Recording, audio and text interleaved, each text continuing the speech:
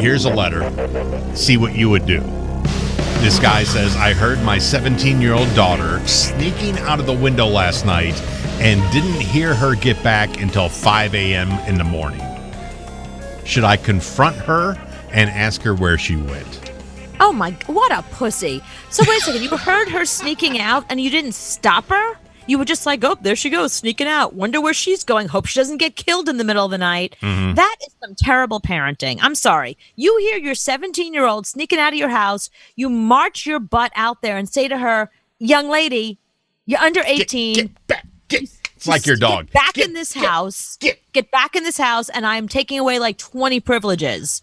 Like, that's it. You are done, young lady. Okay, but if she's 17, she's so close to 18. She's not there yet.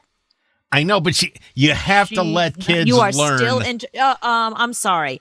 Letting kids learn is like letting them, like, drink some alcohol and realize how sick it makes them. Like, ooh, like that kind of thing. Sneaking out in the middle of the night and not getting back till 5 o'clock in the morning. Don't you watch these murder shows? That's how these girls get killed or raped or all these awful things that happen. Oh, see, you I'm end up in a asking ditch the wrong somewhere. person. You think everybody that sneaks out is going to get killed. I'm that mother. I would be that mother. I'm telling you. I wouldn't send my kid to the store by themselves to get milk. Okay, see, I understand now, because most people would say, let her go, let her make up her own mind and learn that really nothing happens after midnight. Nothing good. She's whoring around out there. She came back at 5 in the morning. She was smoking some you-know-what. Well, you know what you were doing at 17 years old when you snuck out of your parents' house. Wasn't anything good. Excuse me, I didn't sneak out. I snuck the boys in. Did you really? In your house? Of course. Yeah, I had my own, I was upstairs. My parents were downstairs. They couldn't hear me. I couldn't hear them. My mother actually gave me a ladder. It was an escape ladder in case there was ever a fire. So I used to throw it out my window. My boyfriends would climb on up like Rapunzel. You used the fire ladder to bring boys into your room? All the time. Did you really? All the time. So what if your parents would have walked in? They didn't.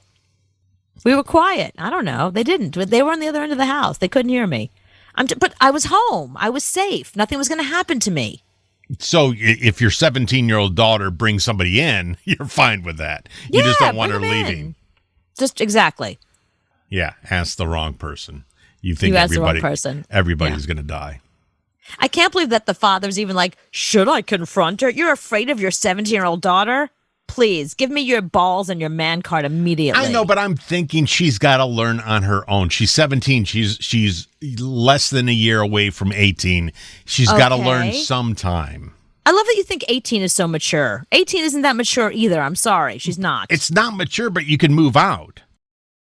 But I don't think she's going to. The odds of an 18-year-old moving out are very little these days. I know. I think 18 is that age that you can move out. You can go, be in the army. You have to learn on your own sometimes. That is not. That's if you're a boy, that's one thing. If you're a girl, the rules are different. You do not want your daughter, your 17-year-old daughter, to learn the hard way, because the hard way means that some boy did something to her, or some man, or she was somehow, she was. I don't want to say it, but like, I'm just telling you. Remember last week we were talking about how that Reddit thread that said, tell me you're a woman without telling me you're a woman by telling me something about being a woman.